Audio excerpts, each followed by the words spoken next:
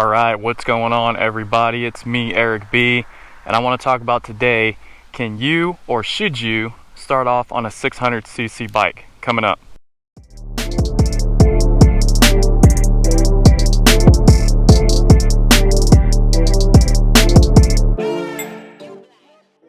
Alright, so this is the age-old question that has been done time and time again on YouTube. I had a couple people ask me, you know, is it good to start off on a 300 or 600? Now that I've owned both, I've had the Yamaha R3 and now I have the Gixxer 600. I can kind of talk about them both a little bit and just my experiences with them. But yeah, I just want to talk about what is best for you to start off on. I really can't make that decision for you guys. You're all adults, at least some of us are. So you're gonna do what you're gonna do, but I'm gonna give you just some of my opinions on it and you know what you should do. So let's do it. Oh yeah, I forgot to mention, got the Sedici tank bag on here. This thing is awesome. You guys should pick one up if you can. Also run over to the review that I did on that video once you get a chance, and let's jump into it.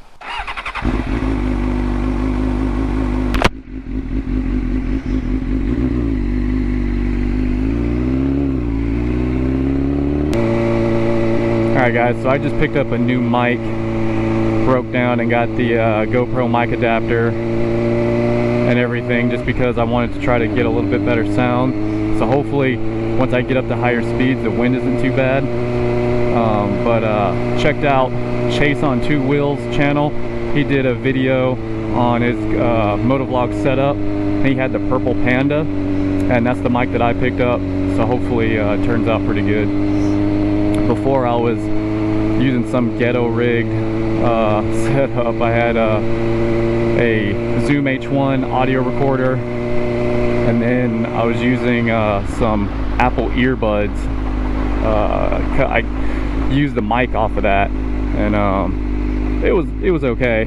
Had a lot of popping sounds coming from it, and then I just wanted something that sounded a little bit better. But yeah, 600 or 300. What to get. Alright, so right off the bat, I'm gonna tell you guys, I would recommend anyone to start off on something like a 250 or a 300. Doesn't matter who you are, what you've been doing, you know, you've been riding dirt bikes or whatever, or what your experience level is. It's just good to start off on something like that for the street, just to gain your confidence and then get, you know, some experience riding on the street.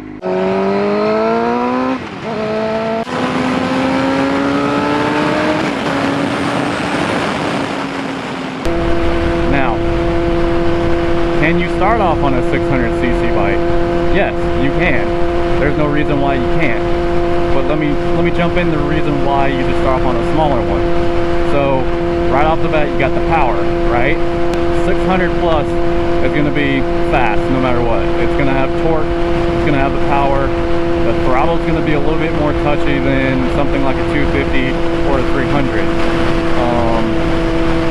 But a 300, don't get me wrong, 300 still has some decent power. It's not nothing crazy, but I mean, you can have fun with it. You can literally use all the gears to its fullest potential on the street, you know, around town, and literally have fun with that bike. The thing with a 300, it's not gonna get you into trouble like a 600 will. Like you can get hit triple digits on something like this pretty damn quick.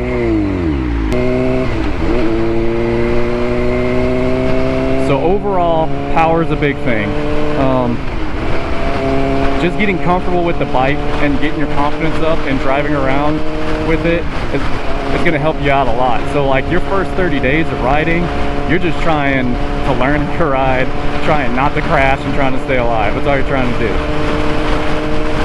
I had my 300 for maybe, I can't remember if I had it for 2 weeks or 3 weeks. So it wasn't very long before I decided to upgrade. But it was just enough to get me comfortable riding and then swapping over to something a little bit more power. So aside from power, the next thing is just the weight and the handling of the bike. So a 300 is obviously going to be a little bit lighter. Like I said before in my last video, this bike wasn't that much heavier. This is an older 600. but that bike's gonna be lighter, so it's gonna be easier to handle, especially for some of you more vertically challenged folks out there. It's easier to flat foot on a 300. It's a little bit shorter, a little bit smaller. It's just easier to handle. So the other thing is it's a cheaper bike. So if you tip it over, you drop it, it's not going to be that big of a deal. You should be buying your first bike used anyway, because later on you can turn around and sell it 9 times out of 10 for just a little bit more than what you bought it for. The other thing is just insurance for you younger guys out there. Insurance on a 600 is going to probably cost quite a bit. It's not too bad for me, I'm a little bit older, but for a 300 it's pretty cheap. So when I say 300, 250s, you know, a lot of people, I see a lot of Yamaha R3s. You got the Kawasaki Ninja 300. There's the, what else is there? The KTM RC390, and even a 400, something like Kawasaki Ninja 400. And I think Honda has the CBR 250. I think it even has a 500. And then the Suzuki SV 650, so you can do something like that as well. All good bikes to start off on. And heck, you might even get a bike like that and then realize, man, this is kind of all I want to do. You know, if you're just cruising around town and stuff, you may want to keep it. You're probably saying, Eric, you're talking about all these 300s and 250s and all this stuff, and saying you may want to keep it, but you have a 600. So I thought the point here was to talk about, can you start off from the 600? Yeah, I was just kind of, you know, letting you know that option's there. Following a stupid truck forever.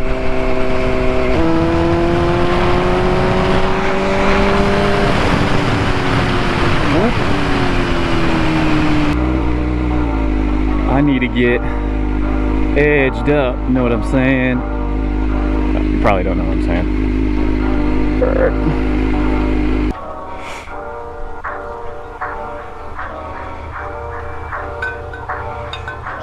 What's going on?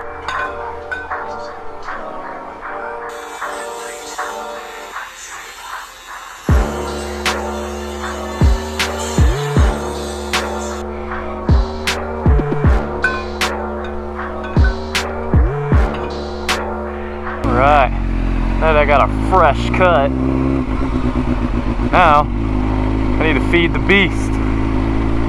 Give me some Mickey D's. Some Mickey D's, baby. Front row. Man, dial's got all advanced now.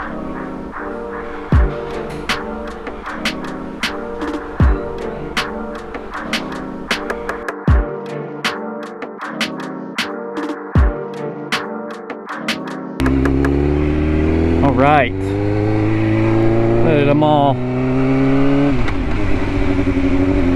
good to go.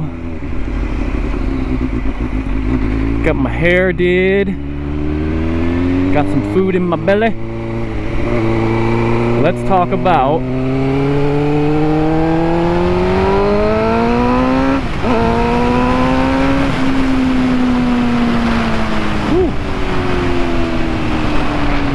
sorry about that. Let's talk about, should you get a 600 as your first bike? Now that we just talked about, you know, some of the things about the 300. Ah, man. Hope this camera doesn't die. I had to swap it out earlier because it died, so now I'm using the 5 as my main camera, and my 7 is literally about to die. I need to buy some more batteries. Anyway, as we digress. Alright, starting off on a 600. I think I said earlier, can you do it? Yes. Anybody can start off on a 600. You can even start off on 1,000 if you want to. The only problem with that is you're not going to learn as well as you can on a smaller bike. You're going to pick up some bad habits, and you're not going to learn the things that you need to learn on a smaller bike, just because, like I said, it's slower, it's lighter, it's more forgiving. But you can start off on a 600. These newer ones have these rider modes that you can choose, so you can tune the bike down a little bit so it's not so powerful. and then, you know, turn it up a little bit later on once you feel more comfortable. My bike doesn't have it, obviously, because it's 2005, so it doesn't have that option. But I think you could do it. It's just the riding position is going to be more aggressive. Throttle might be a little bit more twitchy. This one's not too bad, like I said before in my last video, between the R3 and this, as far as the throttle goes. Now the brakes is a different story. The brakes are going to be a little bit more touchy, so you got to be careful with that. And then just, you know, like I said, the bike's a little bit heavier. And then, you know, you get a 600, you're going to want it to be nice. You know, that's what most people do. They buy, you know, a 600 or 1,000, they want it to be a nice bike. So if you dump it, you know, you're going around a going around a turn, or, you know, you're in a parking lot or something, you happen to drop it, you know, you don't want to do that either. But you get to just make sure when you get a 600, you're just responsible about it. That's all you gotta do. Now, it's gonna be you guys out there that just are speed demons, and you want to go fast. But I don't see why you can't start off on a 300. I mean, I'm sorry, a 600. I was gonna start off on a 600, then I changed my mind, and I was like, you know what? Let me start off on something smaller, kind of, you know, get used to everything, because I've never ridden a bike before. The only bike I've ridden was like a 99 Yamaha R1, and I wrecked it straight up. So my buddy was selling it. He let me test drive it. I didn't have any gear on or anything. Drove it up the neighborhood. I don't know what I did, but the bike went from underneath me and went skidding down the street, crashed into the front of a pickup truck. I was scraped up really bad, had to go to the hospital, and then I ended up buying the bike, obviously, and then I haven't ridden since. So this is, you know, now that I'm back on bikes again for the first time, that was kind of, you know, the cue to be like, hey, get something smaller so you can learn the bike, so I don't have a repeat of what happened last time. Man, that was not cool. The question, can you start off on one? Yes, you can. Should you? I don't think you should. I think you should start off on a 300, but like I said, everyone's going to do what they're going to do. But there's no reason why you can't start off on a 600. I love this straightaway right here. Whoa! Whoa! Someone just lost a tire. My leg's like, what the? Well, he's gone now.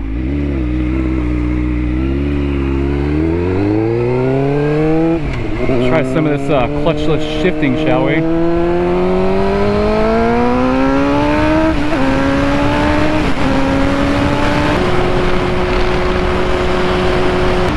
Alright guys, so that's all I got for today. Just wanted to make a quick little video on that, because I know a couple people asked me about it. I don't know how helpful that was, if I just kind of babbled on about a bunch of randomness. But leave me some comments below. Let me know what you guys think, and then be sure to subscribe and like, and I'll see you guys in the next video. Peace.